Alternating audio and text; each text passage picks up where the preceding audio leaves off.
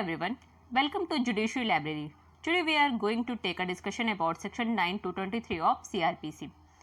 Section 9 and 10 cover the provision of about Court of Session. Section 11 to 15 cover the provision of about Judicial Magistrate. Section 16 to 19 cover the provision of about Metropolitan Magistrate. And last है Section 20 to 23 cover the provision of about Executive Magistrate. Let's start the topic one by one. First है आपका court of session जो कि section 9 and 10 cover करता है. तो section 9 है court of session. तो इसका फर्स्ट क्लॉज क्या बात करता है, the state government shell establish. तो ये कोर्ट ऑफ सेशन इस्टेब्लिश किसके द्वारा किया जाएगा, तो ये स्टेट गवर्नमेंट के द्वारा इस्टेब्लिश किया जाएगा. यहाँ शैल वर्ड यूज़ हुआ है तो यहाँ ये स्टेट गवर्नमेंट के डिस्क्रिशन पावर नहीं है. ठीक है. एंड सेकेंड है जजेस appointed by the high court. और जो जजेस अपॉइंट किए जाएंगे कोर्ट ऑफ सेशन में वो किसके द्वारा किए जाएंगे, वो हाई कोर्ट के द्वारा किए जाएंगे. थर्ड क्लॉज है high Court also appointed assistant and additional session जजेस to exercise jurisdiction in a court of session. Session न्यायालय में अधिकारिकता के प्रयोग के लिए उच्च न्यायालय आपका एडिशनल और असिस्टेंट सेशन जज की नियुक्ति करेगा. फोर्थ क्लॉज है इसका one session division may be appointed by the High Court to be also an additional session judge of another division. Means उच्च न्यायालय द्वारा एक सेशन खंड के सेशन न्यायाधीश को दूसरे खंड का अपर सेशन न्यायाधीश भी नियुक्त किया जा सकता है.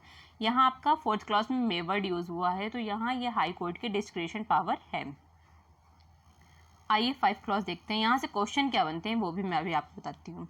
5 क्लॉज है where the office of the session जजेस is vacant the High Court make arrangement for the disposal of any urgent application which is pending before such courts of sessions by an additional or assistant session judges.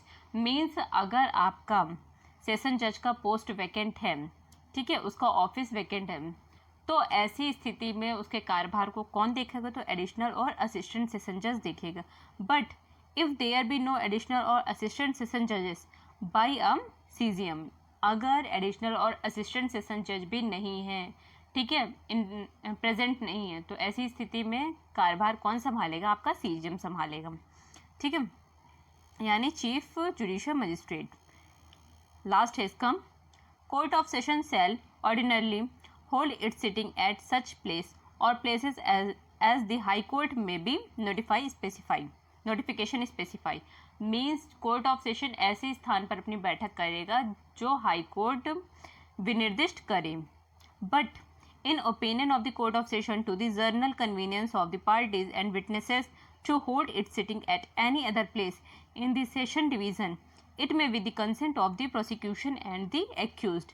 अगर court of session को ये लगता है कि किसी और स्थान पर बैठने से विटनेसेस और पार्टी को सुविधा होगी सुनवाई में, तो वह किसकी कंसेंट से, प्रोसिक्यूशन और एक्यूज की कंसेंट से किसी और स्थान पे भी बैठक कर सकते हैं.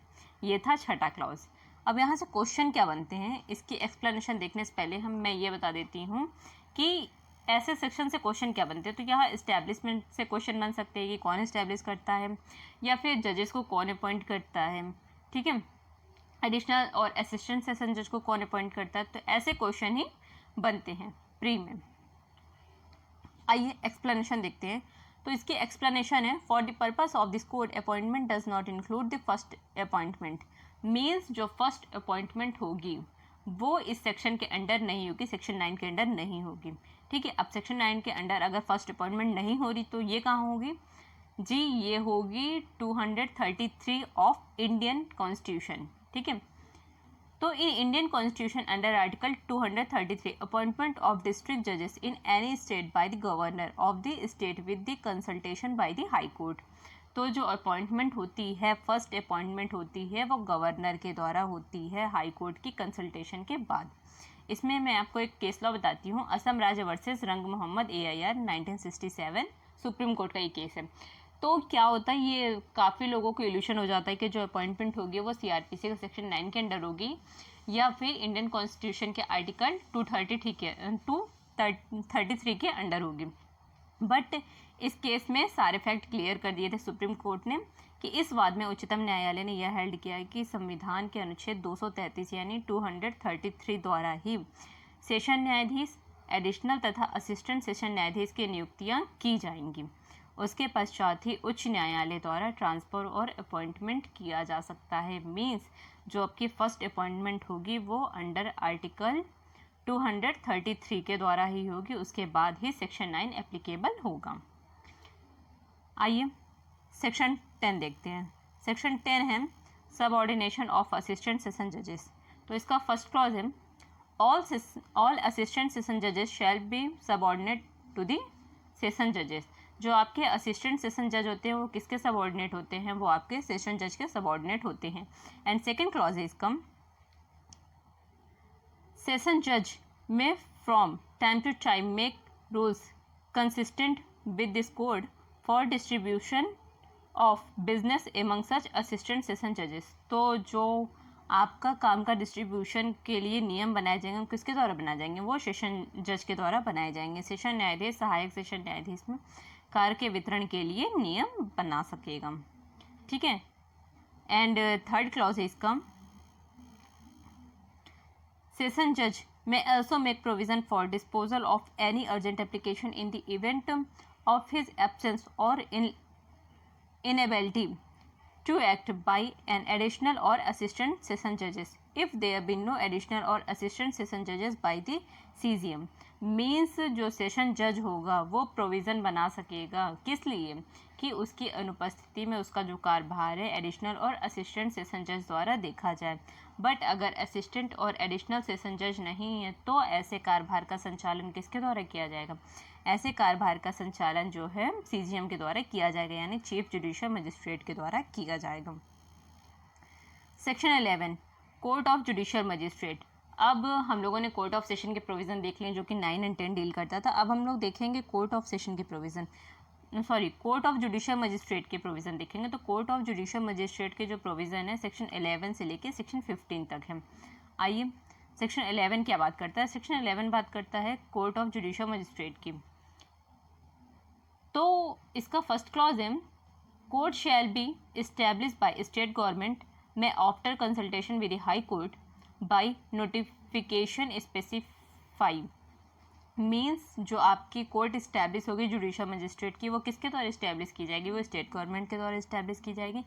बट किसकी कंसल्टेशन से? वो हाई कोर्ट की कंसल्टेशन से। अच्छा, कौन कौन से मजिस्ट्रेट की कोर्ट इस्टेब्लिश की जाएगी? तो JM first and JM second, यानी judicial magistrate first class and judicial magistrate second class की। आइए इसका प्रोवाइडो देखते हैं। Provided if the state government may after consultation with the high court establish for any local area one or more special court of JM first and JM second, then no other court of magistrate in any local area shall have jurisdiction to try any cases। means अगर इसका जो provided है वो ये बात कहता है कि अगर किसी भी लोकल एरिया के लिए कोई भी स्पेशल कोर्ट गठित की गई है, ठीक है, हाई कोर्ट की कंसल्टेशन से स्टेट गवर्नमेंट द्वारा कोई भी कोर्ट इस्टेब्लिश की गई है, तो वहाँ की जो लोकल एरिया में जो भी कोर्ट है उन्हें उन मैटर पे ट्राई करने का कोई भी जुरिस्डिक्शन नहीं होगा जिसके लिए वहाँ स्पेशल कोर्ट गठित की गई है। ठीक है। आइए सेकेंड क्लॉज देखते हैं इसका। Presiding officer of such court shall be appointed by the high court. जो ऑफिसर अपॉइंट किए जाते हैं कोर्ट के, जुडिशियल मजिस्ट्रेट के कोर्ट के ऑफिसर अपॉइंट किए जाते हैं वो किसके द्वारा किए जाते हैं? वो किए जाते हैं आपके हाई कोर्ट के द्वारा। थर्ड क्लॉज है the high court may confer the powers of JM first and JM second on any member of the judicial service of the state function as a जज in a civil court. Means किसी भी civil court के जज को जो high court है वो किसकी पावर दे सकता है? जुडिशियल मजिस्ट्रेट फर्स्ट क्लास की और जुडिशियल मजिस्ट्रेट सेकंड क्लास की।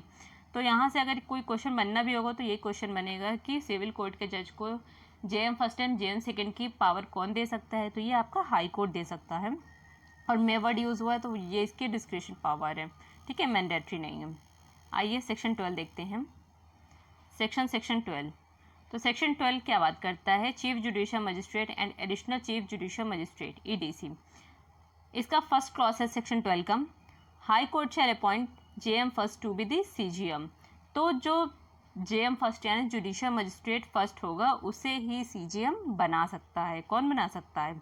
High court. ठीक है। सेकेंड है and also appoint JM first to be an additional CGM।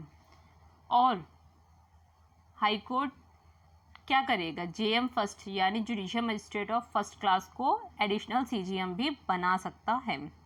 ठीक है, यानी उसी में से जुडिशियल मजिस्ट्रेट फर्स्ट क्लास में आपका CGM भी बना सकता है, जुडिशियल मजिस्ट्रेट फर्स्ट क्लास के किसी व्यक्ति को आपका एडिशनल CGM भी बना सकता है। आइए इसका थर्ड क्लॉज का A देखते हैं।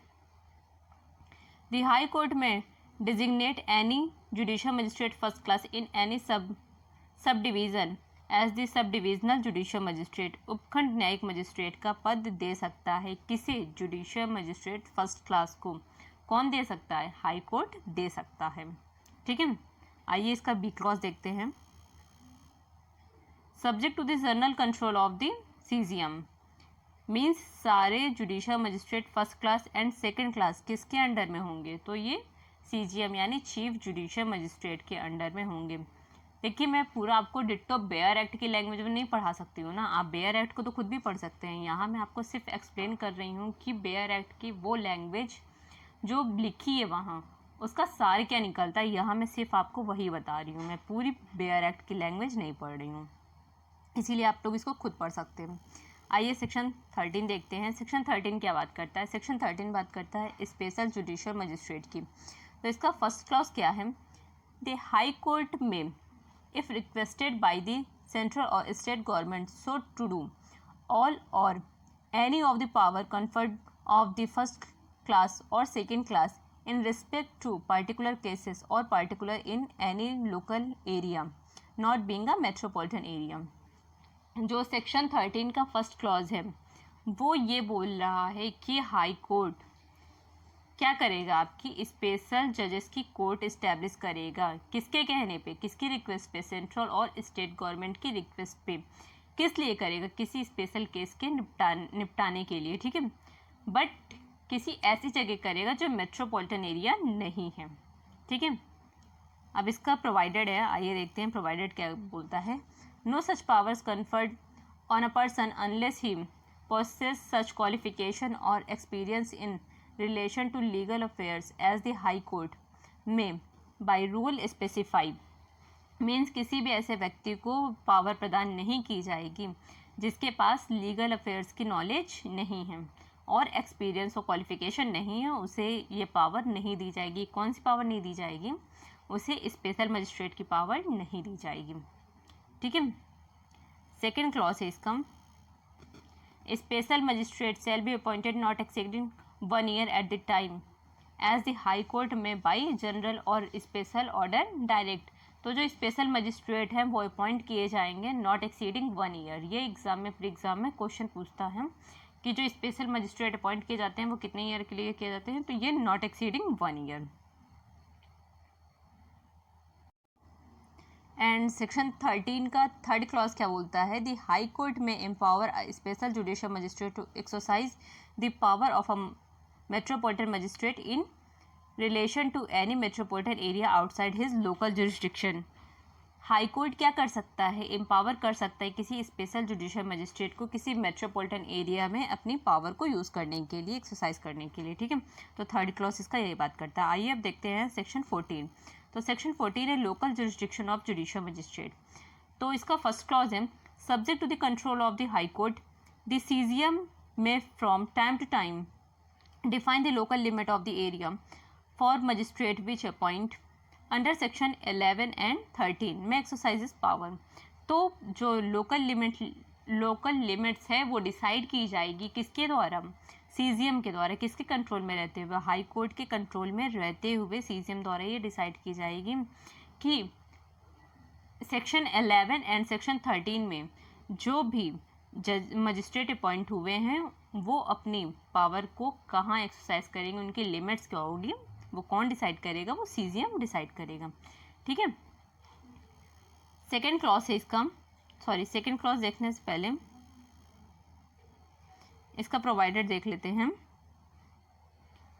Provided court of special judicial magistrate may held its sitting at any place with the local area for which it is establish. तो जो कोर्ट है, कोर्ट ऑफ स्पेशल मजिस्ट्रेट की है, वो किसी भी स्थान पे बैठ सकती है जहाँ उसको गठित किया गया है, जिस एरिया के लिए उसको गठित किया गया है स्पेशल जुडिशियल मजिस्ट्रेट की कोर्ट को, तो वो उसके स्थान में कहीं भी बैठ सकती है उस लोकल एरिया में। ठीक है, एंड इसका सेकेंड क्लॉज है except the provided such definition the jurisdiction and power of every such magistrate shall extend throughout the district. और जो मजिस्ट्रेट होंगे अपनी पावर का यूज़ करेंगे थ्रू आउट डिस्ट्रिक्ट में, यानी पूरे डिस्ट्रिक्ट में। थर्ड क्लॉज को मैं यहाँ एक्सप्लेन नहीं करूँगी क्योंकि ये इंपॉर्टेंट नहीं है, आप लोग इसको पढ़ लीजिएगा एक बार। सेक्शन 15 है सब ऑर्डिनेट ऑफ जुडिशियल मजिस्ट्रेट। तो सेक्शन 15 का जो फर्स्ट क्लॉज है, एवरी सीजीएम शैल बी सब ऑर्डिनेट टू द सेशन जजेस and every judicial magistrate shell subject to the control of the session जजेस B subordinate to the CGM. Means आपके जो every CGM होते हैं वो किसके सबऑर्डिनेट होते हैं? वो सेशन जज के सबऑर्डिनेट होते हैं। और जो सारे जजेस होते हैं वो किसके अंडर में होते हैं? वो सीजीएम के अंडर में होते हैं, यानी सीजीएम के सबऑर्डिनेट होते हैं। ठीक है, एंड सेकेंड क्लॉज है इसका, CGM may from time to time to make rule for distribution of business among the judicial magistrate subordinate to him. और जो रूल बनाए जाएंगे, ठीक है, जुडिशियल मजिस्ट्रेट के लिए जो उस सीजीएम के सबऑर्डिनेट हैं, तो वो रूल कौन बनाएगा? सीजीएम ही बनाएगा। ठीक है, सेक्शन 16 बात करता है कोर्ट ऑफ मेट्रोपॉलिटन मजिस्ट्रेट। तो मेट्रोपॉलिटन मजिस्ट्रेट का जो सेक्शन है वो सेक्शन 16 से लेकर सेक्शन 19 तक के बारे में जो प्रोविज़न है वो मेट्रोपॉलिटन मजिस्ट्रेट के बारे में बात करता है। सेक्शन 16 आइए देखते हैं। सेक्शन 16 है कोर्ट ऑफ मेट्रोपॉलिटन मजिस्ट्रेट। तो इसका फर्स्ट क्लॉज है the state government shall establish as may court of metropolitan magistrate in any metropolitan area but may after consultation with the high court. तो state government क्या करेगी? Metropolitan area के लिए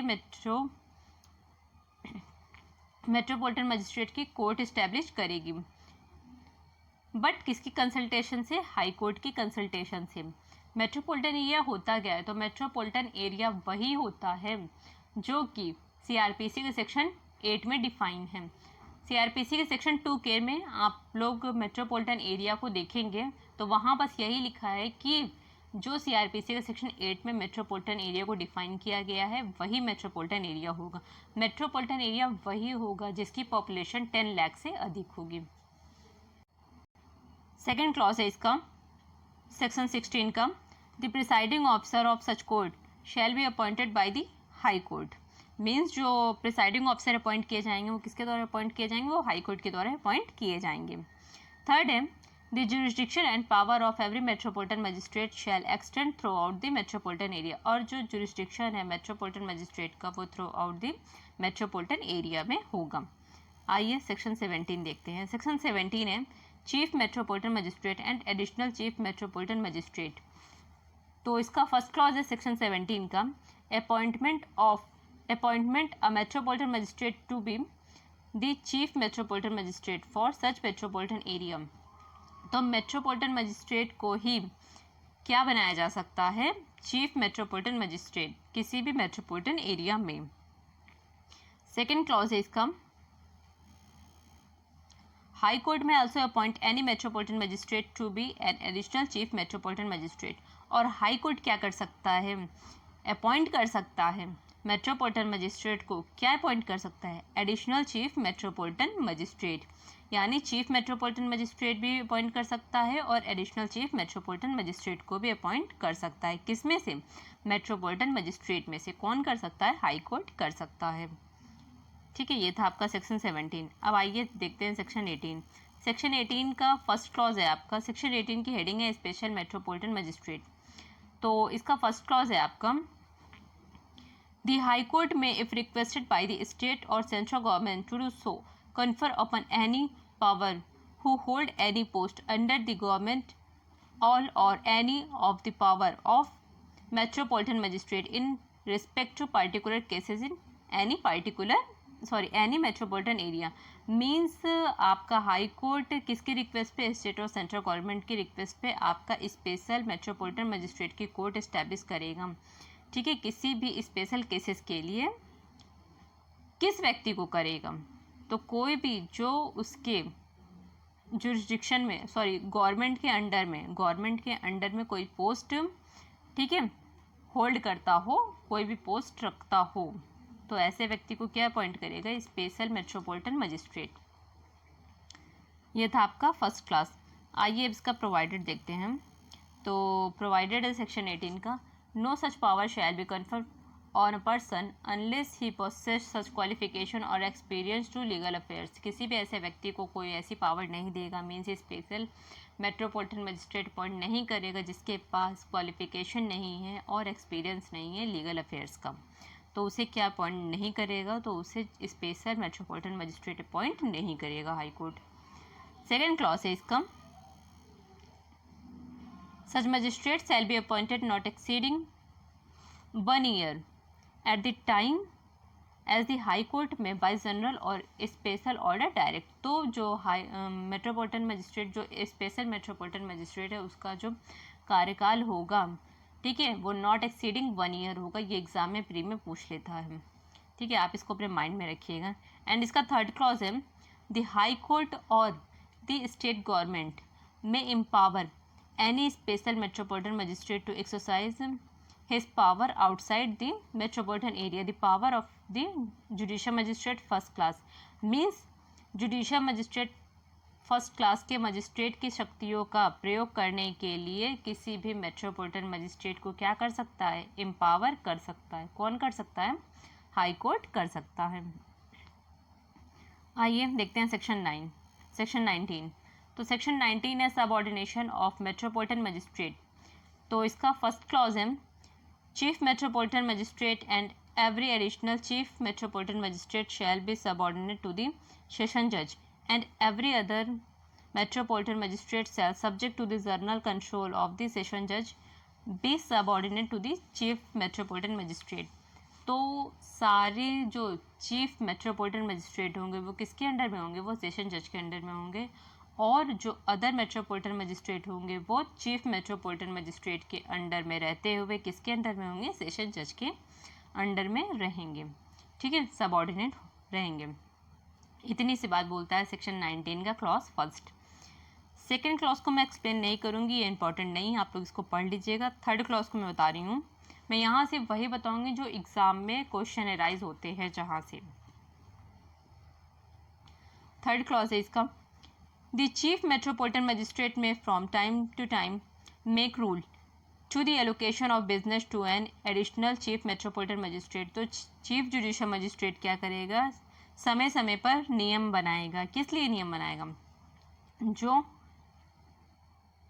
additional chief metropolitan magistrate है या फिर उनके और भी सबऑर्डिनेट जो मजिस्ट्रेट है उनके लिए कार्य के वितरण के लिए नियम बनाएगा। कौन बनाएगा, चीफ मेट्रोपॉलिटन मजिस्ट्रेट ऐसे नियम को बनाएगा। ठीक है, सेक्शन 20। तो सेक्शन 20 है एग्जीक्यूटिव मजिस्ट्रेट। लास्ट है सेक्शन 20 से लेकर 23 एग्जीक्यूटिव मजिस्ट्रेट को डील करता है। तो सेक्शन 20 का फर्स्ट क्लास क्या बोलता है ये देखते हैं। इन एवरी डिस्ट्रिक्ट और metropolitan area the state government shall appoint executive magistrate and shall appoint one of them to be the district magistrate. तो आपका, ठीक है, एवरी डिस्ट्रिक्ट और एवरी मेट्रोपॉलिटन एरिया में, मीन्स इसमें कोई पर्टिकुलर जगह नहीं है कि स्टेट में होगा मेट्रोपॉलिटन एरिया में नहीं होगा। तो एवरी डिस्ट्रिक्ट और मेट्रोपॉलिटन एरिया में स्टेट गवर्नमेंट क्या करेगी, आपका एग्जीक्यूटिव मजिस्ट्रेट को अपॉइंट करेगी और उसी में से एक को डिस्ट्रिक्ट मजिस्ट्रेट अपॉइंट करेगी। ठीक है, जो डीएम वगैरह वगैरह बनते हैं तो इनको अपॉइंट स्टेट गवर्नमेंट ही करती है। ये अपने माइंड में रखिएगा क्योंकि क्वेश्चन यहाँ से बनते हैं अपॉइंटमेंट में से। ठीक है, सेकेंड क्लॉज है इसका, the state government may appoint any executive magistrate to be an additional district magistrate. जो स्टेट गवर्नमेंट रहेगी वो किसी भी एग्जीक्यूटिव मजिस्ट्रेट को क्या बना सकती है, एडिशनल डिस्ट्रिक्ट मजिस्ट्रेट। ठीक है, मीन्स उसी में से आपका डिस्ट्रिक्ट मजिस्ट्रेट भी बनाएगी एग्जीक्यूटिव मजिस्ट्रेट में से, और एग्जीक्यूटिव मजिस्ट्रेट को ही एडिशनल डिस्ट्रिक्ट मजिस्ट्रेट भी बनाएगी। थर्ड क्लॉज है इसका, whenever the office of district magistrate is vacant, the state government empower any officer to exercise the power of district magistrate। तो अगर आपका डिस्ट्रिक्ट मजिस्ट्रेट का ऑफिस वैकेंट है तो स्टेट गवर्नमेंट क्या करेगी, किसी भी व्यक्ति को, किसी भी ऑफिसर को, ठीक है, जो कि उसकी नज़र में कार्यभार संभालने के लायक हो, तो उसे क्या करेगी, एम्पावर करेगी कि वो ऐसे पावर्स को एक्सरसाइज करे। किसकी पावर को, डिस्ट्रिक्ट मजिस्ट्रेट की पावर को।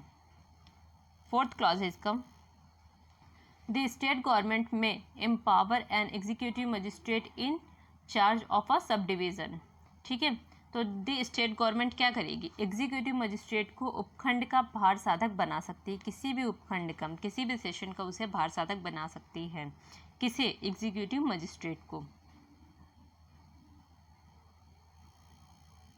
इसका 5 क्लॉज है, यहाँ मैं एक्सप्लेन नहीं करूँगी, आप लोग इसे देख लीजिएगा क्योंकि ये इंपॉर्टेंट नहीं है एग्जाम पॉइंट ऑफ व्यू से। सेक्शन 21, सेक्शन 21 बस इतनी सी बात बोलता है। सेक्शन 21 तो पहली बात तो special magistrate, special executive magistrate की बात कहता है। The state government may appoint special executive magistrate for such terms as it may think fit. Means आपने इससे पहले स्पेशल मजिस्ट्रेट के प्रोविज़न देखे होंगे सेक्शन 13 एंड 18 में। 13 में स्पेशल जुडिशियल मजिस्ट्रेट था एंड 18 में स्पेशल मेट्रोपॉलिटन मजिस्ट्रेट था। बट वहाँ एक टाइम फिक्स था कि not exceeding 1 year. But section 21 में ऐसा कुछ भी नहीं मेंशन है।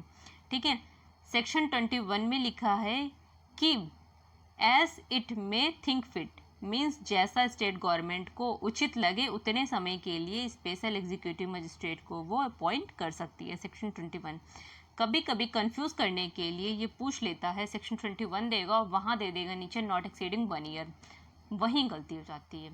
ठीक है, तो आप स्पेशल मजिस्ट्रेट के जो भी प्रोविज़न अपने माइंड में रखें, सेक्शन 13, 18 एंड 21, एंड उसके टर्म याद रखिए कि उसको नॉट एक्सीडिंग 1 ईयर के लिए, जबकि 21 में, सेक्शन 21 में ऐसा कोई भी ईयर डिफाइन नहीं है कि उसे कितने समय के लिए अपॉइंट किया जाएगा।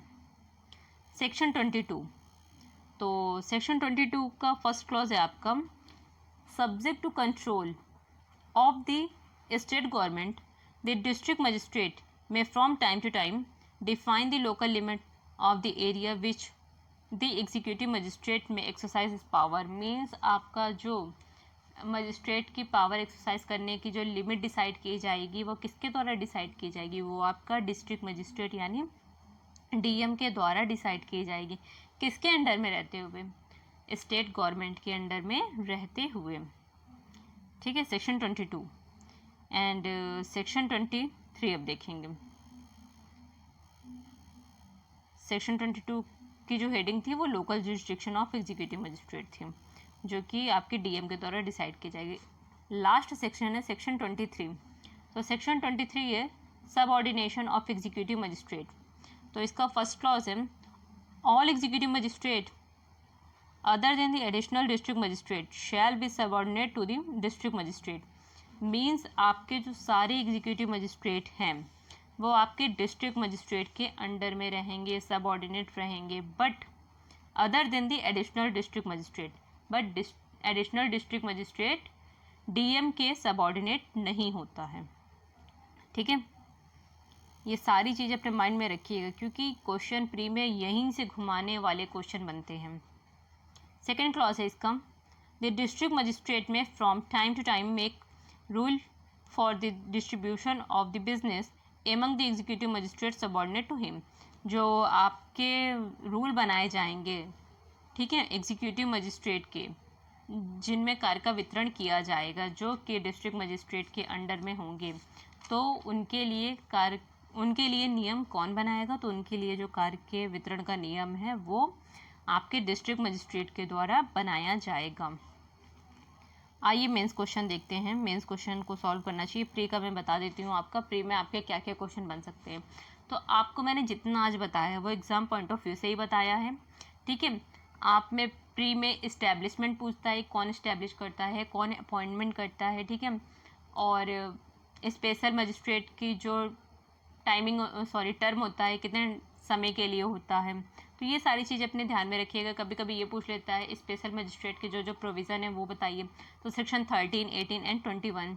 तो ये सारी चीज़ें अपने माइंड में रखिएगा प्री के पॉइंट ऑफ व्यू से। मेंस क्वेश्चन है आज का फर्स्ट है, what are the different classification of criminal court in India and their powers. Second question है, what do you understand by court of session, who appoint the जजेस of court of session, explain. Third question है आपका, what do you mean by judicial magistrate of the first class, whether in any metropolitan area metropolitan magistrate can exercise the power of judicial magistrate of the first class. And last question है, what do you understand by the executive magistrate, discuss the appointment and power of executive magistrate. तो ये चारों question आपके जो हैं आप इसे अपनी नोटबुक में सॉल्व करिएगा ताकि आप मेंस के लिए और परफेक्ट बन सकें, ठीक है। कल मिलते हैं नए टॉपिक के साथ।